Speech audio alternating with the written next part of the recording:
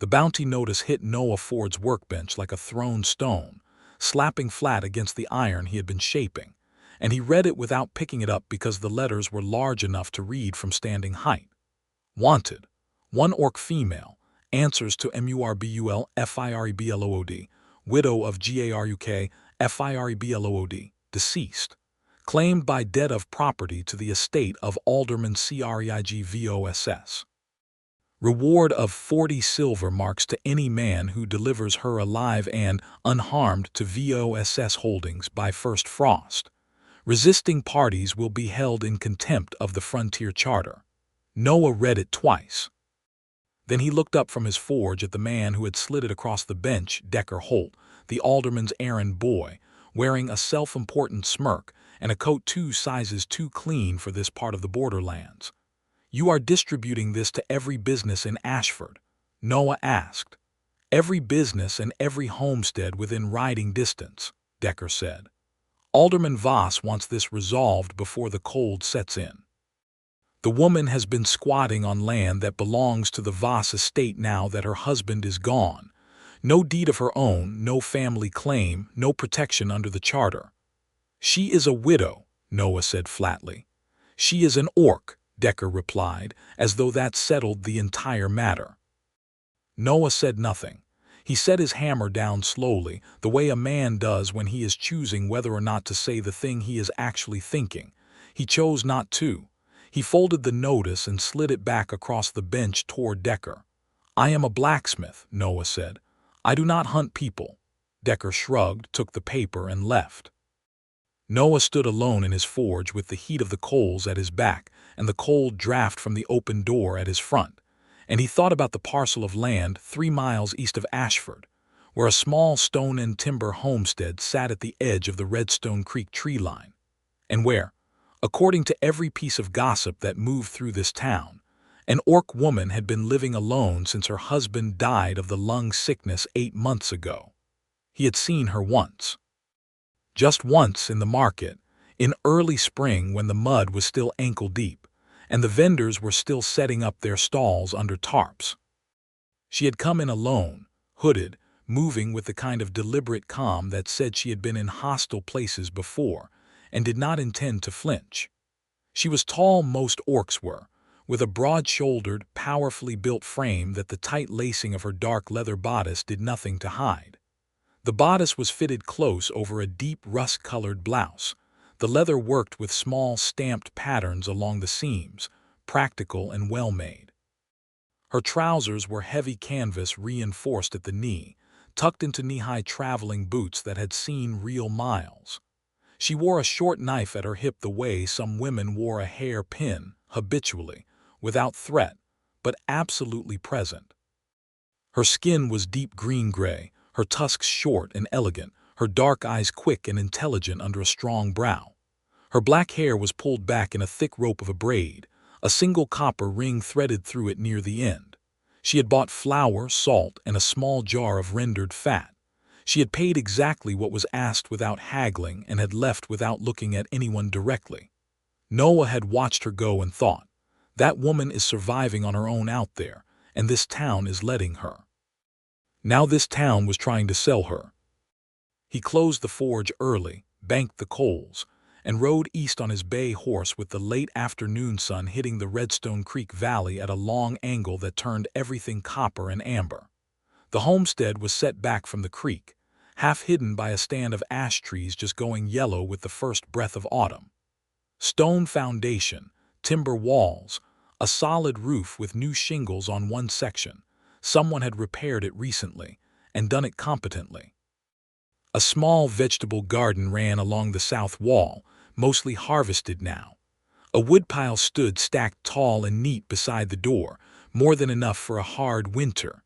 A single lantern burned in the window. Noah tied his horse to the fence post at the yard's edge and walked toward the door. He had not gotten 4 steps before a voice came from above and behind him, from the roof's edge where she had been sitting silently in the darkening dusk, a short recurve bow in her hands with an arrow already nocked and aimed at the center of his back. "State your business," Murbul Fireblood said. Her voice was low and controlled, with a slight rasp to it, like gravel turned smooth by a river. Noah stopped walking. He did not raise his hands. He thought that might look like a performance. Instead, he turned slowly and looked up at her. She was exactly as he remembered, except now she was not trying to be invisible. She sat at the roof edge with easy, predatory confidence, her dark leather bodice gleaming faintly in the last of the light, that copper ring catching in her braid, bow drawn and perfectly steady. Her dark eyes were fixed on him with the flat, measuring attention of a woman who had stopped giving people the benefit of the doubt some time ago and had not found cause to restart. "My name is Noah Ford," he said. "I run the smithy on Market Street in Ashford. I am not here to collect on anything. I came to tell you something you need to know." A silence. The arrow did not waver.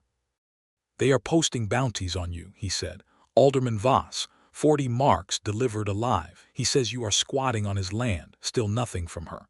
"I thought you should know," Noah said, "before the kind of men who answer those notices find their way out here. Why would you ride 3 miles in the dark to warn a woman you do not know?" Murbul said. It was a fair question. He had been asking himself the same thing the whole ride out. "Because what they are doing is wrong," he said. "And because I have a feeling you can take care of yourself, but it is harder to take care of yourself when you do not see the thing coming." Another silence. Then the bow relaxed slightly, though she did not lower it entirely. "I sleep light," she said, "and I trust no one." "That sounds exhausting," Noah said. The corner of her mouth moved. It was not quite a smile, but it was something. She lowered the bow, sat a moment longer on the roof studying him, then dropped to the ground in a single fluid motion that landed her 3 feet from him without a sound. She was taller up close. He was not a small man, 6 feet, broad through the chest and shoulders, his forearms dark with old forge soot that never fully washed out. But she had 2 inches on him, and the kind of physical density that came from a lifetime of real work, not performance. She looked at him the way she might look at a tool she was trying to assess the quality of. "Come inside," she said finally, "and keep your hands where I can see them." The interior of the homestead was spare and orderly in a way that suggested discipline rather than poverty. A rope bed against the far wall, neatly made. A heavy plank table with 2 chairs. A stone hearth with a good fire going. A cast-iron pot hung above it with something that smelled of dried herbs and root vegetables. The walls were hung with a few useful things: a coil of rope, a long hunting knife in its sheath, a small clay pot of rendered tallow, and one thing that was not strictly useful. A small carved wooden figure on the windowsill, rough-hewn but clearly the shape of a broad-shouldered man with his fist raised. The kind of thing that might be a memorial piece, or a protective symbol, or both. Murbul did not offer him a seat, but she filled 2 clay cups from a ceramic pot of something dark and hot and set one on the table near him, which he chose to interpret as an invitation to sit. He sat. She remained standing, her back to the hearth, arms folded, watching him. "Tell me everything," she said. He did. He told her about the notice, about Decker Holt's visit, about the language of the frontier charter that allowed the alderman to claim the land of a deceased homesteader if no legal deed existed in the surviving resident's name. He told her that Voss had been buying up borderland parcels for 2 years, pushing out small holders, and that she was simply the next in line. He told her that the 40-mark reward had been posted at the trading post, the tavern, the grain merchant, and the stable, which meant every drifter and sellsword passing through Ashford in the next 4 weeks would know her name and her location. He watched her face while he spoke. She gave almost nothing away, but her jaw tightened once, and her eyes went briefly distant, and he understood that she was calculating something the way someone does when the number of bad options is very small and they are trying to find the one that is slightly less catastrophic than the others. "Garak bought this land," she said when he finished. 7 years ago. I was with him when he paid for it. 320 marks in coin to the land office in Thornwall. "Is the deed in his name or your name?" A beat of silence. "His name. And the Ashford Land Office would recognize your claim as surviving spouse." She looked at him with eyes that said, "You already know the answer to that, blacksmith." She was right. He did. The Frontier Charter's provisions for spousal inheritance had a clause that had been inserted 40 years ago and never removed. Surviving orc spouses were not recognized as legal heirs under human property law. It was a remnant of the war generation, left in place by men who had simply never thought to remove it, or had thought to leave it because it was convenient. "There is another option," Noah said. "I am listening. If you were married to a human citizen with a property holding, your status under the charter would be different. You would inherit through the marriage." Voss could not claim the land because it would already have a legal owner. Murbul looked at him for a long, absolutely flat moment. "You are not suggesting what I think you are suggesting," she said. "I have a deed," Noah said. "My smithy property which is freehold under my name. If you were my wife, legally recorded at the Ashford Charter Office, your residence on this land could be restructured as joint holding. It is not a perfect solution. Voss's lawyers would fight it. But it would buy time and it would force a legal process instead of a bounty collection." "You are a man I have spoken to for 10 minutes, Murbul said. "Yes, and you are offering marriage." "I am offering a legal document," he said carefully. "The rest of it is whatever we decide it is." She stared at him. The fire cracked behind her. Outside, the wind had come up and was moving through the ash trees with a low, rushing sound. "You would do this for someone you do not know," she said. "I would do this because it is right," he said. "The same reason I rode out here." She turned away from him and stood looking at the fire for a long time. He waited. He was a patient man by nature. The forge taught you patience, or it burned you. "If I say yes," she said, still not looking at him, "you will not own me. You will not give orders in my house. You will not pretend to friends in town that this is a real marriage to save yourself embarrassment." "Agreed," he said. "And if any man comes to collect on that bounty, you will not try to stop me from defending myself." "I would probably try to help," he said, "but agreed." She turned back to look at him. Something had shifted in her expression, just slightly, not warmth exactly, but a lessening of the cold. "I will think about it," she said. "You have maybe a week before the first hunters arrive," he said. "I know," she said. "I said I will think about it." He stood, finished the last of his cup. It was strong chicory, barely sweetened, exactly the kind of thing a woman running a homestead alone would drink, and picked up his coat. "I should not ride back in full dark," he said. "May I sleep on your porch?" She blinked. The question had surprised her. "The porch," she repeated. "I will be gone before sunrise," he said. "I would rather not break a leg on the creek road in the dark." She was quiet a moment. Then she said, in a tone that was carefully neutral, "The porch is covered. There is a folded canvas behind the door you can put under you." He found the canvas, settled himself on the porch boards with his coat pulled close, and listened to the night. The ash trees moved. The creek murmured somewhere below. An owl called from the eastern ridge. Inside the house, after a while, the lantern went out. He lay still and breathed quietly and thought about 40 Silvermark bounties and Frontier Charter clauses, and a woman with copper in her braid who sat on rooftops in the dark watching for threats. In the house, he heard her settle, the faint creak of the rope bed, then silence. Then, a few minutes later, a sound that was barely a sound, the soft near silence of someone lying completely still and listening. She was listening to him breathe. He understood then. She had said she slept light and trusted no one, and she meant it absolutely, and she was lying in the dark tracking the sound of a stranger's breathing on her porch, measuring it for threat, waiting for the change in rhythm that would mean he was moving. He kept his breathing slow and even and deliberate, the way he breathed in the forge when the work was long and he needed to pace himself. After a while, the listening quality of the silence changed. She slept. And he stayed where he was, on her porch in the dark, keeping watch without having been asked to. He rode back to Ashford before first light. She came to him 2 days later. She walked into his smithy in mid-morning, straight-backed and unhurried, as if she were simply running an errand, and she set both hands on his workbench and looked at him across the cooling iron. "Yes," she said. He put down his hammer and looked at her. "You are certain," he said. I do not say things I am uncertain about, Murbul said. When and how do we do this? The charter office opens at 7th bell, he said. We can file today. I will need 2 witnesses. I know a woman, Petra Callow. She runs the apothecary. She will do it without making a scene. And the office recorder, Bram Stiles, is an honest man. He will record what we file regardless of who he votes for in civic elections. You have already thought this through, she said. I have been thinking about little else for 2 days, he admitted. She looked at him for a moment with that dark, measuring gaze. Then she said, all right, 7th bell.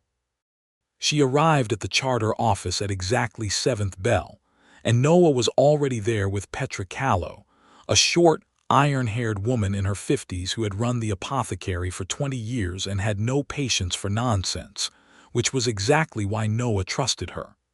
Petra looked at Murbul, then at Noah, then back at Murbul with the expression of a woman assembling a puzzle.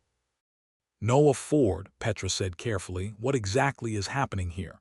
We are filing a marriage record, Noah said. I can see that, Petra said. I am asking if you have lost your senses. My senses are completely intact, Noah said. Will you witness? Petra looked at Murbul. Murbul met her gaze without any particular expression. Can you take care of yourself? Petra asked her. Murbul blinked. It seemed like the wrong question from an unexpected direction. Yes, she said. Can you take care of him? A pause, then, he does not appear to need taking care of. He does, Petra said. He just does not know it yet. She turned to the recorder's desk. Bram, get the forms. The recording took 20 minutes. Bram Stiles, a thin man with ink-stained fingers and the mildly startled expression of someone perpetually surprised by what frontier settlers got up to, filed the document with only the faintest elevation of his eyebrows. He registered the marriage of Noah Garrett Ford, blacksmith, freehold property holder, to Murbul Fireblood, homesteader, under the joint holding provisions of the Frontier Charter. He stamped it. He dated it. He filed 1 copy and handed 1 to Noah and 1 to Murbul. Outside on the charter office steps, standing in the cool autumn morning with the document in her hand, Murbul looked at it for a long moment. Murbul Ford, she said quietly. She said it like she was testing the weight of it. You do not have to use it, Noah said. Legally, it is already recorded either way. She folded the document and put it inside her bodice against her chest, in the way that people store things they intend to keep. She looked at him. I will come by the smithy tomorrow, she said. I need 2 of the hinge pins on my barn door replaced. I can pay in iron stock. I have 50 pounds of scrap from Garuk's tools. I will not charge you, Noah said. I pay my way, she said, with a tone that was not negotiable. Then bring the iron, he said. She nodded and walked away down the market street, straight-backed and unhurried, the copper ring in her braid catching the morning light. Petra appeared at Noah's elbow. Well, Petra said. Do not, Noah said. I was only going to say she is remarkable, Petra said. I know she is, he said. The news moved through Ashford in the way news moved through all small frontier towns, faster than fire and with more heat. By midday, half the town knew that Noah Ford the blacksmith had filed a marriage record with the Orc widow from the Fireblood homestead. By evening, the other half knew. By the next morning, Alderman Voss knew. Voss sent a letter to the charter office, claiming the marriage was fraudulent, filed under duress, and legally invalid on the grounds that Orc human marriages were not recognized under the original Frontier Charter provisions. Bram Stiles wrote back, in his careful ink-stained hand, that the charter had been revised in its marriage provisions 11 years ago when the border territory was incorporated as a recognized settlement region, and that the marriage was fully and legally valid. Voss sent a second letter, this one to Noah directly. Noah read it at his workbench. It said, "You are making a significant mistake." It said, "This land dispute will be resolved in my favor regardless of what paperwork you file." It said, "The bounty on the Orc woman remains active until I personally withdraw it, and no marriage record changes the conditions of a debt claim." Noah folded the letter and put it in the fire. Murbul came the next day with the iron stock, as she had said she would. She loaded it from a small cart herself, without asking for help, and stacked it in the corner of the smithy with efficient precision. Then she stood and watched him work for a few minutes, not intrusively, just with the attentive interest of someone who understood practical craft. He was drawing out the hinge pins, and he was doing it well. His hands moved with the easy authority of a man who had been doing this since he was 16. "Where did you learn?" she asked. "My uncle's smithy in Colfin," he said. "I was there from 16 to 22. Then I came out here when the borderlands opened up and bought the freehold." "You came alone." "My uncle thought I was an idiot," Noah said. "He was possibly right, but the land was cheap and I wanted something that was mine." Murbul was quiet a moment. "Garuk said the same thing," she said, "about the homestead. He said he wanted something that was his, that no one could take." It was the first time she had mentioned her husband directly, and her voice had changed on the words, not broken, not sentimental, just flatter, like she was pressing the grief down beneath the practical surface. "How long were you married?" Noah asked.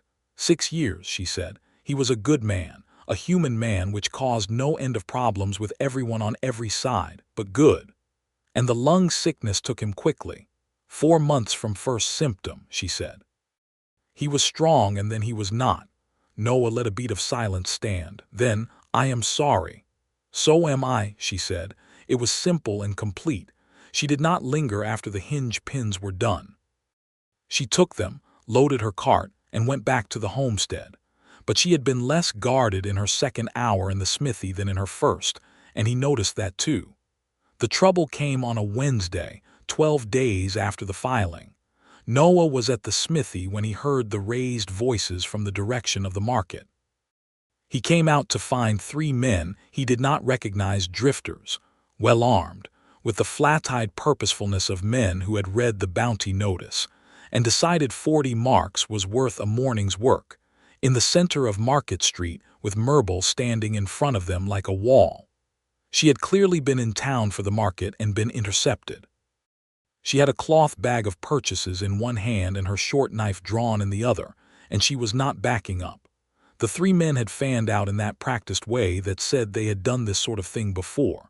A small crowd had gathered at the edges, watching with the complicated expression of people who did not know whether to intervene or look away.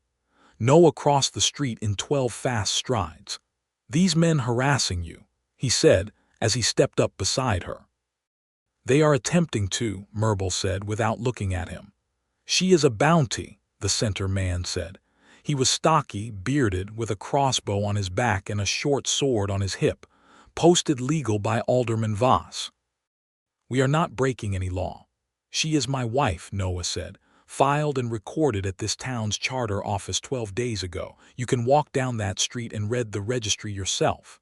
The man's eyes moved between them. Something calculated moved behind his gaze. "Voss said the marriage was fraudulent," the man said. "Voss does not run the charter office," Noah said. "The recorder does, and the recorder says it is legal." "Be that as it may," the man said, with the air of someone who had stopped caring about legality, "the bounty is still active. Voss pays on delivery, not on legal argument." Noah was very aware of Murbul beside him, of the absolute steadiness of her, the knife held low and ready. He was also very aware that if it came to a fight, 2 of those 3 men had range weapons, and he had a hammer on his belt that was not ideal for that distance. He did not have to make that calculation, because Petra Callow appeared from the door of her apothecary with an expression like thunderclouds and a voice like one. "Craig Voss has been served 2 legal notices from this charter office," Petra announced to the entire street, loudly and clearly, in the way of a woman who has decided that public opinion is a weapon, and she is going to use it. He is pursuing this claim through bounty men because he knows it will not survive a real legal hearing. Every person in this town who watches this and does nothing is choosing his side. I, for one, am choosing the other. She crossed the street and stood on Murbul's other side. The crowd shifted. A few people moved away. But 3 or 4 others, including the grain merchant and the stable hand and one of the market women Noah knew by sight, took a step toward the center of the street in a quiet, visible way that changed the arithmetic of the situation. The bearded bounty man looked at the crowd, then at Noah, then at Murbul's knife. He was doing his own arithmetic. "This is not over," he said. "No," Noah agreed, "it is not, but today it is finished." The three men left. Murbul put her knife away. She did not look at Noah or Petra immediately. She stood facing the direction the men had gone, breathing slowly, with the controlled stillness of someone letting the fighting readiness drain out of their body safely. Then she turned to Petra. "Thank you," she said. Petra patted her arm with a brisk maternal efficiency that seemed to both surprise Murbul and make her go slightly still. "Come to my shop," Petra said. "I have tea and I want to talk about what happens next." What happened next over Petra's tea was a strategy. Petra had been in Ashford for 20 years and understood its politics the way only a woman who sold remedies to everyone from the alderman to the ditch digger could understand them. She said Voss would escalate because he always escalated, because he had never been seriously opposed before. She said that the bounty would keep attracting men regardless of the legal filing, because 40 marks was 40 marks, and not every drifter checked the registry. She said there was one thing that could end this cleanly: a formal public hearing at the frontier justice seat in Thornwall, where a circuit judge would review both the charter provisions and the marriage filing and issue a binding ruling. "Voss has connections in Thornwall," Noah said. "So do I," Petra said. Murbul had been quiet through most of this, drinking her tea, watching them both. Now she set down her cup and said, "He wants the land, not justice, not the charter. He wants the land and he wants me gone because I am easier to remove than a legal dispute." "Yes," Petra said. "Then the hearing is the right move," Murbul said, "because the land is mine. Garuk paid for it in full and I have the deed receipt and I have 4 years of my own labor on that homestead and I am not leaving it." She said it without heat, without performance. Just fact, delivered cleanly. Noah looked at her across Petra's cluttered apothecary table and felt something that had been building in him since the porch night, since he had lain on those boards listening to her listen to him, come into sharper focus. She was not a woman who needed rescue. She was a woman who needed a fair fight. Those were completely different things and the difference mattered. "We will file for the hearing," he said. "I will ride to Thornwall next week." Murbul looked at him. "We," she said. "We," he said. The weeks before the hearing were complicated and close. Noah began spending evenings at the homestead rather than riding back to the smithy in the dark. It was practical. The ride was 3 miles. The autumn evenings were drawing in fast, and they had documents to organize, testimony to prepare, receipts and records to compile into something a circuit judge could follow. So they sat at the plank table in the lamplight and went through everything Murbul had. Garuk's original purchase receipt from the Thornwall Land Office, 7 years of tax payments on the property, receipts for the lumber that had gone into the rebuilt section of roof, letters from the Thornwall Land Office confirming the property's registered status. She kept these things in a flat tin box under the bed, organized with a precision that said they had been consulted more than once since Garuk died, that she had known this fight was coming. They worked well together, it turned out. He was methodical and she was thorough, and when they disagreed on the ordering of the documents, he wanted chronological, she wanted by category. They argued for 10 minutes in a brisk, productive way that ended with a hybrid system that was actually better than either original proposal. After the documents were done for the night, they would sometimes sit on either side of the table with whatever was left in the pot. She made a good root stew that improved on the 3rd day and talk.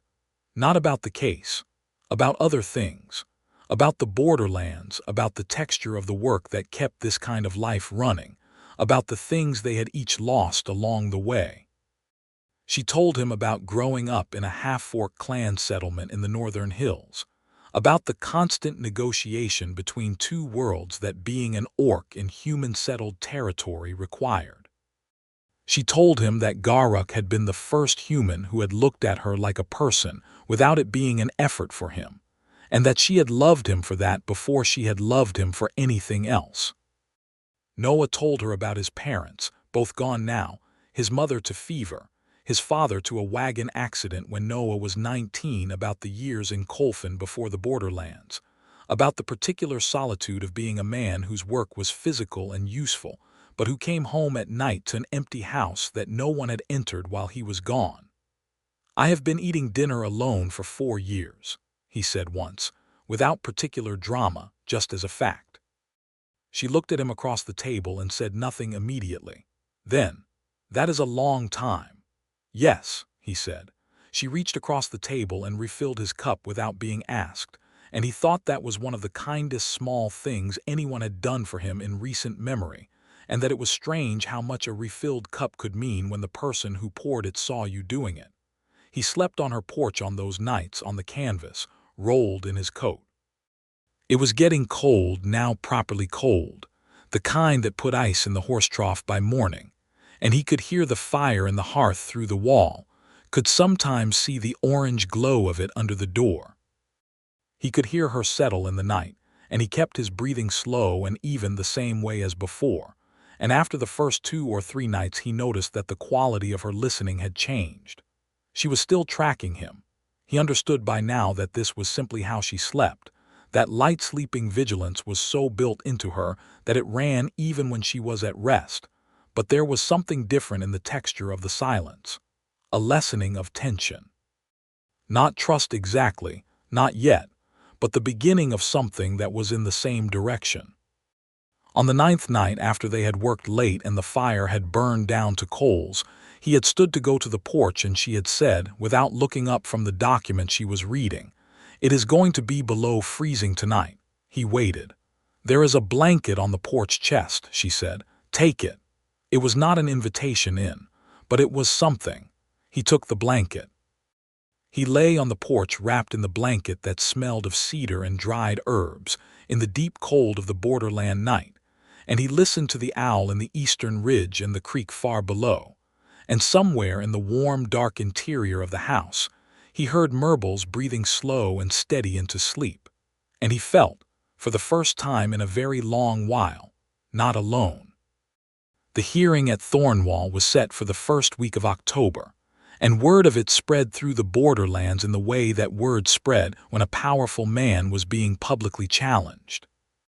Voss had connections, as Petra had said, but Petra had sent 3 letters ahead of them and Bram Stiles had sent 2 more.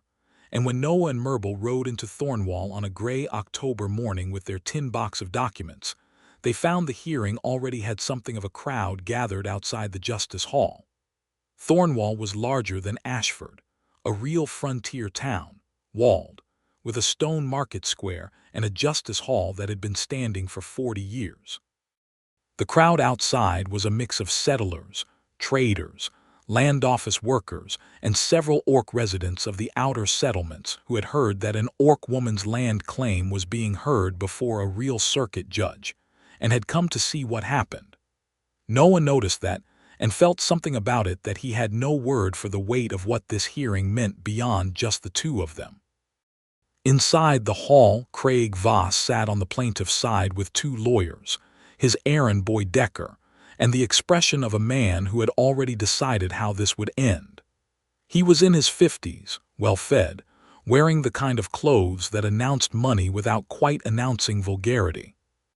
He looked at Murbul when she entered the hall and then looked away, as if she were a parcel of furniture in a dispute rather than a person. Noah watched Murbul look at Voss and look away with a face that showed nothing, and he thought, "She has been looked at like that 100 times. She has carried that her entire life." The circuit judge was a woman named Harrow, gray-haired, sharp-faced, with the brisk authority of someone who had been hearing arguments for 30 years and had long since run out of patience for anything that wasted her time. Judge Harrow reviewed the documents first. She took a very long time with them, which was encouraging. She asked questions of the charter recorder, who had made the trip from Ashford. She asked questions of the land office archivist who had the Thornwall records.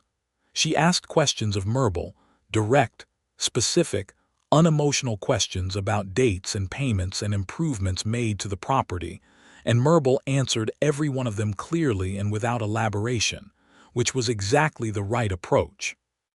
Voss's lawyers argued that the marriage filing was fraudulent, entered into for the purpose of circumventing a legitimate debt claim, and therefore invalid. They argued that the original land deed, in Murbul Fireblood's name, did not constitute sufficient basis for an orc spouse's inheritance claim under the original charter. Noah's turn came, and he spoke plainly. He said the marriage was filed legally and in good faith. He said the charter had been revised 11 years ago. He said that the original provisions his opponents were citing had been explicitly superseded. He said the land had been purchased legally 7 years ago and improved continuously, and that the tax record showed no default in payment for the entire period. Then, Voss's senior lawyer did something Noah had not anticipated. Stood and said, "Your Honor, we argue that the marriage itself, regardless of its legal validity, was entered into under duress, and by a man whose good faith is not evident, given that he had no prior relationship with the orc woman in question.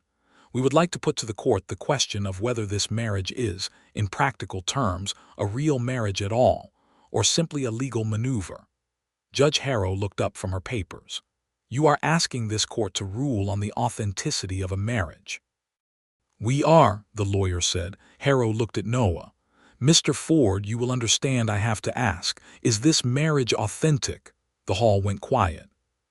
The crowd outside had pushed partly through the open doors and was listening.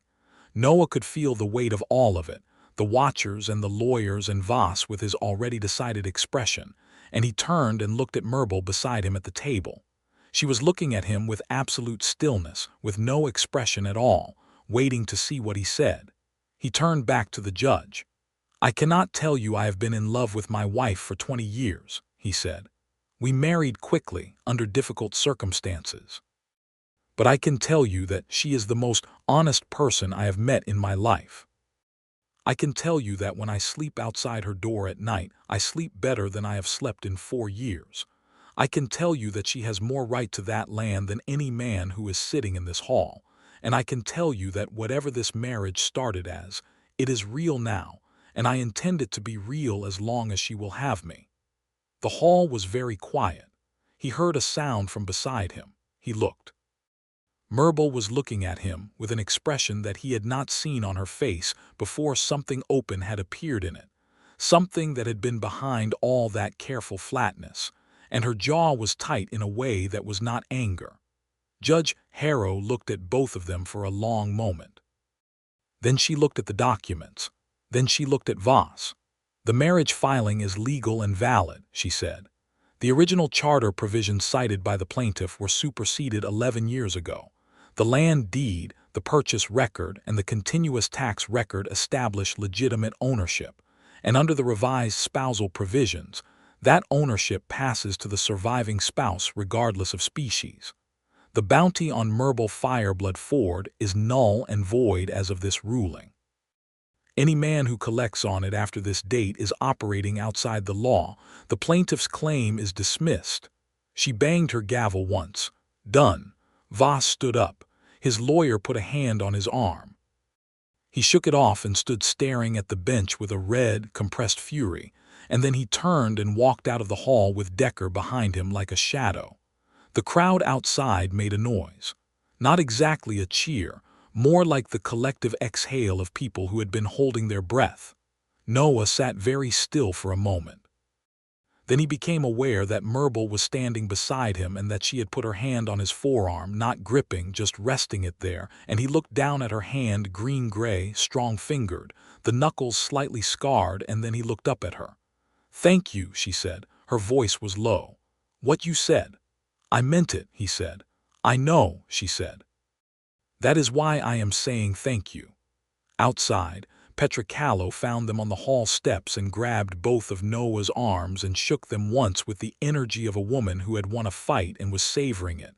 And then she turned to Murbul and said, "You are coming to dinner. Both of you.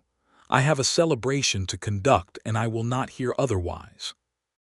Murbul looked faintly alarmed at the prospect of being organized by Petra Callow, which Noah thought was the most relatable expression he had seen on her face yet. They had dinner at a tavern in Thornwall, the three of them and Bram Stiles, who had been quietly triumphant all afternoon, and they ate hot food and drank cider, and the conversation was louder and less careful than it had been in weeks. At some point, Petra disappeared to speak to someone she knew, and Bram was deep in conversation with the land office archivist about some point of charter history, and Noah and Murbul were left alone at the corner of the table. She was looking at the candle in the center of the table, turning her cup slowly in her hands. The copper ring in her braid caught the light in the same way it had caught the light on his first evening at the homestead, when she had been sitting on the roof watching him arrive. "What do we do now?" she said. It was a question with more than one answer possible, and they both knew it. "That depends," he said. "On what?" "On what you want," he said. "The legal situation is resolved. You have your land, clear title, no bounty. You do not need the marriage anymore in the practical sense." She was quiet. "I could file a dissolution," he said. "It would be straightforward. Your title would hold regardless." She looked at him. "Is that what you want?" she said. "No," he said. He said it without any particular drama, the same way he said everything, plainly, because in his experience the plain truth was always less exhausting than the alternative. "No, it is not what I want. I told the judge the truth. I sleep better outside your door than I have slept in years. I have eaten meals with you that I did not want to end. I have been less lonely since I met you than I have been since I was young. But you married a legal document, not me, and you have the right to make this choice freely, without any obligation to the man who handed you that document." Murbul looked at him for a long time. The candle moved in some draft from the door. "My mother would have said something," she said slowly. "She had a saying about finding your bearing. You know, when you are traveling in the dark, you pick a fixed point, a star, a hilltop, and you use it to keep your direction even when everything around you is moving. She called it your bearing point." "Yes," Noah said. "You are the first fixed point I have had since Garuk died," she said. "The first thing I have been able to orient toward without having to defend myself first. I did not expect that. I did not think I wanted that." She paused. "I was wrong." He looked at her. The candlelight moved on her face. "I want to keep the marriage," she said. "Not the document, the real thing. I want to keep the man who slept on my porch in the cold and kept his breathing even so I could sleep." Something in him that had been quietly braced against a disappointment he had not admitted he was expecting came undone all at once, and he exhaled slowly. "Then keep it," he said. "Keep me." She reached across the corner of the table and put her hand on his, and this time it was not just resting. Her fingers curled around his, deliberately, and she held on, and he turned his hand over and held back. They rode back to Ashford the next morning, 2 days after the hearing, with the ruling documented and stamped in the tin box between them on Murbul's cart. The borderland road in October was beautiful in the particular severe way that borderland autumn always was, the ash trees blazing yellow against the gray stone of the ridgeline, the creek running high and fast with the recent rains, the sky broad and pale above the scrubland. Murbul drove the cart. Noah rode alongside on his bay horse. They did not talk much on the road, but it was the kind of silence that has company in it. When they came down the creek road and the homestead came into view through the ash trees, Murbul stopped the cart and looked at it for a moment. Stone and timber, the new roof shingles, the woodpile tall and neat. The small carved figure on the windowsill that you could not see from here but that they both knew was there. "I built most of that woodpile myself this summer," she said. "After he died, I cut every stick of it." "I can see that," Noah said. "I was not sure what I was working toward," she said. "I just kept working because stopping felt like losing. And then you showed up with a bounty notice and a proposition, and I thought, this man is either very good or very stupid." "Possibly both," Noah said. The corner of her mouth moved, that almost smile again. They went in. She made chicory and they sat at the table, And there was something different in the shape of the evening, not the tight focused work of the document sessions, not the careful professional distance of the early days, something looser, something that permitted a longer kind of looking. He was looking at her, the way the firelight moved on her face, the line of her jaw and the clean, strong angle of her shoulder, the way she held her cup with both hands wrapped around it. She caught him looking. "What?" she said. "Nothing," he said. "I was just looking." "You look the way someone looks when they have something to say," she said. He was quiet for a moment. "Then I was thinking about what you said at the tavern, about the bearing point." "Yes. I have not had one of those either," he said. "For a long time I had work and purpose and forward motion, but not a fixed point, not someone to orient toward." She looked at him steadily. "And now I have one," he said. "If she will have me." Murbul set down her cup. She looked at him across the table with those dark, steady eyes, and then she stood, and she crossed the small distance between them, and she put her hand flat on his chest, over his heart, with a slow and deliberate weight that he could feel through his shirt. "I will have you," she said. He covered her hand with both of his. He could feel his own heartbeat under her palm, quicker than he would have liked to admit. She leaned down slowly, watching his face, giving him every opportunity to stop, and kissed him. Firm and warm, without hesitation, in the way she did everything with intention, without performance. He kissed her back, and it tasted of chicory and firelight, and the particular relief of something finally arrived at after a long road. When she pulled back, her forehead rested against his for a moment, and he could feel her breath on his face, warm and even. "I sleep light," she murmured. "I know," he said. "But lately," she said quietly, "when I hear you breathing outside my door, I sleep easier." He turned his face slightly and pressed his lips to her temple, and she made a small sound low in her throat that was less like words and more like something settling.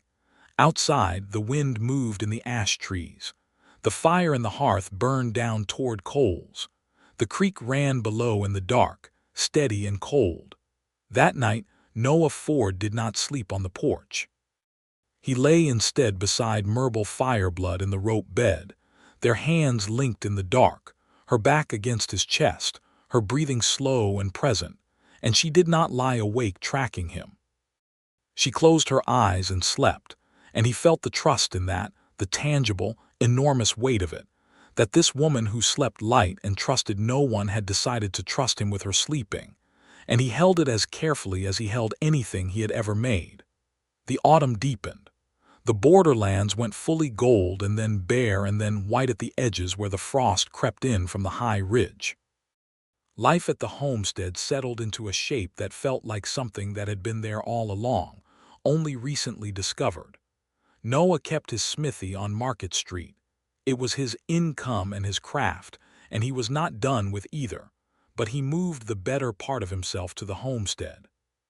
He brought his tools, his spare iron stock, his one luxury, which was a small shelf of books with broken spines and water-damaged pages that he had been carrying since Colfin.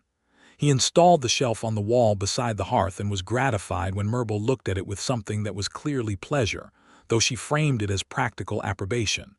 "Books are useful," she said. "I missed having books." She had read everything he owned within 6 weeks, and he sent to Thornwall for more. He repaired the barn's south wall, the gap between 2 planks that let in the wind.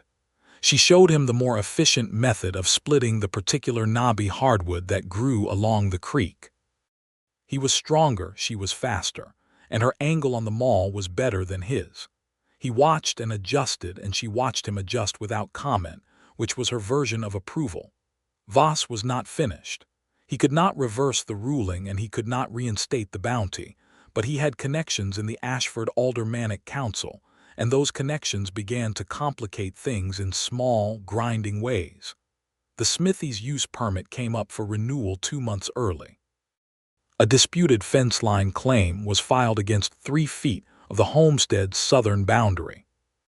A rumor circulated that Noah Ford had filed the marriage fraudulently and was being investigated by the Charter Office, which was a lie so easily disproven that Bram Stiles wrote a public statement about it. But the damage of a rumor was in its first 3 days, not its disproof. Noah ignored most of it. Murbul did not ignore it exactly, but she processed it differently. She went to the aldermanic meeting herself, on the permit renewal, and sat in the back row and said nothing for the entire first portion of the meeting.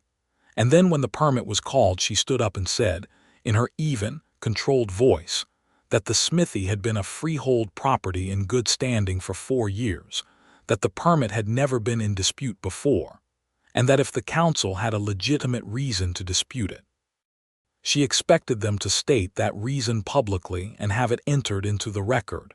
She then sat down again. The permit was renewed without objection. Afterwards, 2 council members who had been quiet during the meeting found Noah outside the hall and quietly expressed their support. Small things, but things, Petra said. She is terrifying in the most wonderful way. Yes, Noah said. You are very calm about being married to someone terrifying, Petra said. I find it restful, he said honestly. One evening in early December, with the first real snow of the season coming down in the gray-blue dark outside the window, and the fire built high and warm inside, they were sitting at the table with the remains of supper between them, and Noah was reading.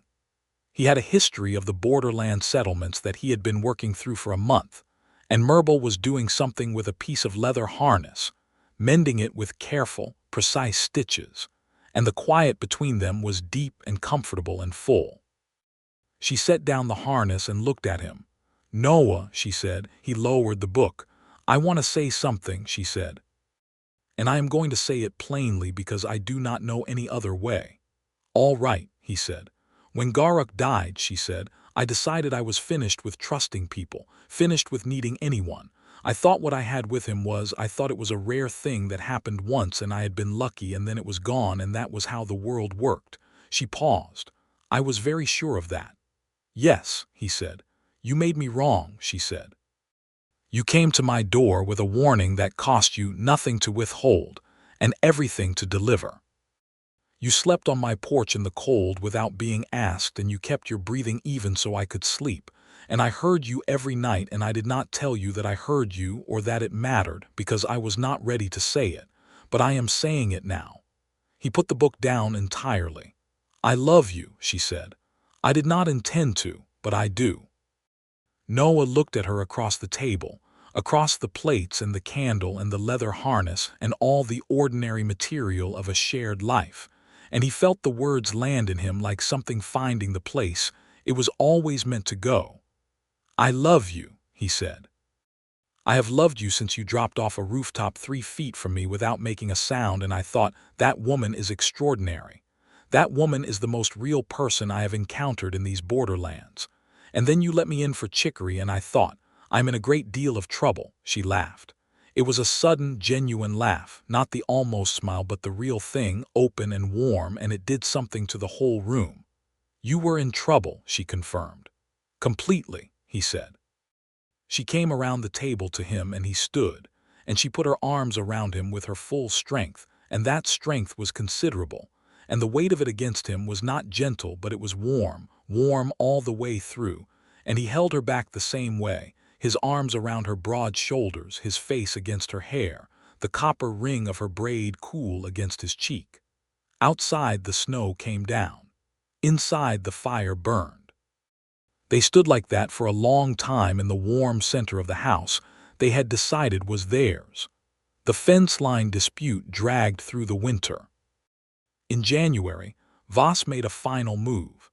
He filed a civil claim in the Thornwall court, arguing that the 3 feet of southern boundary land contained an easement that predated the Fireblood purchase, giving him right-of-way access to the creek. It was thin. Legally, Petra's lawyer friend in Thornwall said it had about 1 chance in 5 of succeeding, but it required them to respond formally and potentially return to Thornwall for another hearing. Noah went to Ashford the morning after they received the filing notice, and he went to see Alderman Voss directly. He walked into Voss's office at the Civic Building without an appointment, which was not how Voss preferred to receive visitors. Voss was behind his large desk with Decker Holt at the side table, and he looked up at Noah with the careful, flat-eyed expression of a man trying to calculate risk. "Ford," he said. "Voss," Noah said. He sat down across from him without being invited to. "I want to be straight with you. The boundary claim is going to fail. You know it is going to fail. Your lawyers know it is going to fail. You are filing it because harassment costs you less than silence, and you are a man who does not like to lose cleanly." Voss said nothing. "But here is what you are not accounting for," Noah said. "My wife is not going to run. She is not going to exhaust, and she is not going to make a mistake that gives you an opening. She is more patient than you are, and she has more time than you do. Every hearing you force us to, she shows up and she wins, and the record of it gets longer. And the longer that record gets, the harder it is for you to do business in this territory, because the thing that is building in that record is the picture of a powerful man spending 2 years trying to remove one woman from her legal property, and that picture is going to follow you." Voss's jaw moved. "Drop the boundary claim," Noah said. "Let it end. You have other parcels and other projects, and none of them are worth what this is costing you." He stood up. He looked at Decker Holt, who was trying to look at nothing in particular. "Tell your men," Noah said to Voss, "that the bounty is dead and the claim is dead, and if anyone comes to that homestead again, they will be filing a harassment complaint with the circuit court. We have Judge Harrow's precedent and Bram Stiles's record and the patience to use both." He left. He told Murbul about it that evening. She listened, and then she was quiet for a moment, and then she said, "You did not need to do that." "I know," he said. "The legal position was already strong." "Also true," he said. "But you went anyway," she said. "Yes," he said. She looked at him with those dark, direct eyes. "Why?" "Because he has been making you fight on his ground and on his timeline," Noah said. "And I wanted him to understand that we choose the ground now." She was quiet for another moment. Then she reached up and put her hand against his jaw, her thumb against his cheekbone, and she looked at him with an expression that was not guarded at all. "We," she said softly. "We," he said. She kissed him, slow and deliberate, and he put his arms around her and held on. Voss dropped the boundary claim in February. There was no announcement, no communication. Bram Stiles simply received a withdrawal notice from the Thornwall court and sent a copy to Noah with a one-line note. "Filed this morning, thought you would want to know." Noah put the note on the table at breakfast and pushed it across to Murbul. She read it. She put it down. She poured more chicory into both their cups. "Good," she said. "That is all," he said. "What else would I say?" she said. "He made the sensible choice. I hope he continues to make sensible choices. I have other things to do today." Noah looked at her, at the absolute, unperformative calm of her, the complete absence of gloating or theatrical relief, and thought, "This woman has been carrying the weight of this for months without visibly buckling once, and now that it is over, she is not going to make a ceremony of it. She is going to pour chicory and get on with the work." He reached across the table and picked up her hand and brought it to his lips and kissed her knuckles, and she let him, and the look she gave him over her cup was warm and private and entirely theirs. Spring came late to the borderlands that year, the way it sometimes did, dragging in over the high ridge with cold heels. But it came. The ash trees along the creek put out their first yellow-green leaves in April, and the garden along the south wall of the homestead went back into the ground, Murbul planting with quick, competent hands, Noah following a row behind with the transplanting spade. The smithy was busy in spring, the way it always was. The thaw brought broken harness fittings and plow blades that needed reshaping, and all the accumulated iron work that had been deferred through winter. Noah was at the forge 6 days a week and came home smelling of smoke and metal, and Murbul had taken to having a pot of heated water on the hearth for him to wash with when he arrived, which was a gesture so quietly domestic and so deliberately generous that the first time he noticed it, he had stood in the doorway looking at it for a moment before he could speak. "What?" she said, from where she was sitting with the harness mending she had never quite finished. "Nothing," he said. "Thank you." "It is just water," she said. "It is not just water," he said. She did not answer, but the corner of her mouth moved. He had learned over the winter to read her. That near smile meant she was pleased. The particular flatness that came into her voice when she was processing something difficult was not coldness but concentration. The way she touched things, objects, tools, the edges of the window frame, when she was thinking was not fidgeting but a kind of grounding. And the way she looked at him when she thought he was not looking long, unguarded, with something in it that was not quite wonder but was related to it, that was love. He recognized it because he felt the same thing every time he looked at her when she was not looking back. She was extraordinary. That was the simplest word for it. She was physically extraordinary in the way that power and precision together are extraordinary. And she was mentally extraordinary in the particular way of people who have had to think clearly under pressure for a very long time. And she was morally extraordinary in the way that only people who have decided what they value and refuse to compromise it can be. And she had chosen him. Specifically, deliberately him. A blacksmith with soot on his arms and books with broken spines and a bay horse and an uncanny ability to sleep on porch boards. She had looked at all of that and said, "This is the fixed point. This is my bearing." He did not know what he had done to deserve it. He intended to spend the rest of his working years being worthy of it anyway. One evening in May, with the borderlands fully green and the days long and the light lasting until nearly ninth bell, they sat on the porch together after supper, his back against the wall, her back against his chest, her long legs stretched out before her, both of them looking at the ash trees bright in the evening light. The porch where he had slept on a canvas in a cold October dark. Where she had listened to him breathe and learned him by sound before she learned him by face. Where something had started that he had not had words for then and had more words for now, none of them adequate. "Do you remember," he said, "when I asked to sleep on your porch and you looked at me like I had suggested something deeply peculiar?" "You had suggested something deeply peculiar," she said. "You gave me the blanket anyway," he said. "The temperature was below freezing," she said. "I'm not heartless." He laughed.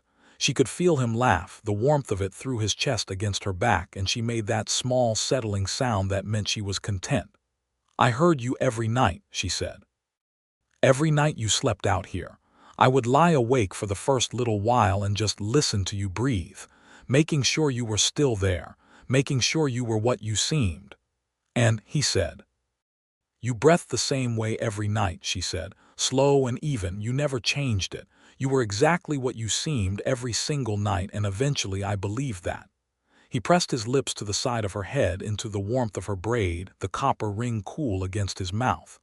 "I was not being strategic," he said. "I was just sleeping." "I know," she said. "That is what made it work." They sat together in the long May evening, the light going golden over the ridgeline, the creek audible in the distance, the ash trees moving in a soft wind that smelled of rain somewhere further north. The homestead held them stone and timber and new roof shingles, and a garden going back into the ground, and a shelf of battered books beside the hearth inside, and a small carved wooden figure on the windowsill that neither of them had moved. Murbul Fireblood had bought this land for 320 marks because he wanted something of his own. He had been right to want it. He had built something real here, and he had loved a woman worth loving, and the lung sickness had taken him too soon, and the land and the woman had remained. Noah had come to this homestead in the dark with a warning and a modest proposal, and no expectation of what followed, and what had followed had been the truest thing in his life. He thought sometimes, quietly, that it was possible to be grateful to someone you never knew, grateful that a man had loved a woman well enough that she still knew what real love looked like when it arrived again, that her capacity for it had not been destroyed by loss, only very carefully protected. He was grateful. He intended to be worthy. Both things were true and both things were ongoing. Murbul turned her head slightly, tilting it back against his shoulder to look up at him sideways. "You are thinking loudly," she said. "I think about things," he admitted. "What things?" "You," he said. "Mostly you. Also the boundary claim we should file to get those 3 feet properly documented before someone else tries something." She made a sound of amusement. "Romantic." "I am extremely romantic," he said. "You are extremely practical," she said, "which is more useful." She reached up and put her hand against his jaw, the same way she had done in winter, her thumb against his cheekbone. "But also romantic," she added, "in the right moments." "Only for you," he said. "Good," she said, "keep it that way." She turned fully into him, rearranging herself in the unhurried way of someone who has the luxury of time and proximity, and he wrapped both arms around her and held her, her face against his neck, his face in her hair, the evening light going long and golden over everything they had built and kept and fought for. The bounty was gone. The claim was gone. The hard-edged, grinding uncertainty of the autumn and winter was settled into something that would require maintenance but not crisis. They had their land, their documents, their legal standing, their place in this hard, beautiful stretch of the borderlands. They had built it out of a warning in the dark and a marriage notice and a rooftop confrontation and 100 evenings at a plank table and one honest declaration over a tavern candle. They had each other. That was the truth under all the other truths. That was the fixed point. Inside the house, the last of the evening light moved across the shelf of battered books and the carved wooden figure, and the tin box that now held all their shared documents, Murbul Ford, as the charter office had it, though she used both names depending on who she was speaking to and why, and Noah had long since stopped having any feeling about it other than a warm, uncomplicated gladness every time he heard either one. He had spent 4 years eating dinner alone, in a house that no one had entered while he was gone. He had come to the borderlands wanting something that was his, and he had built it, the smithy, the freehold, the steady work and the solitude, and it had been good and it had been empty at the center, in the way that purely solitary things are always a little empty at the center no matter how well made. It was not empty now. It was full in a way that was sometimes loud and sometimes quiet and sometimes difficult, and sometimes so simple and warm that he could not entirely believe his luck.